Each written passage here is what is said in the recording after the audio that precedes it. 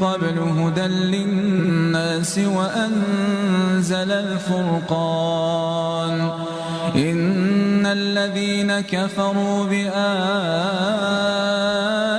الله لهم عذاب شديد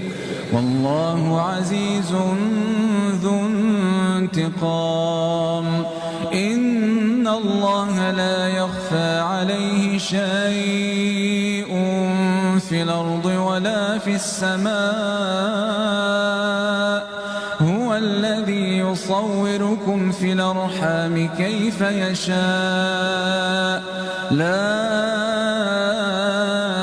إله إلا هو العزيز الحكيم هو الذي أنزل عليك الكتاب منه آيات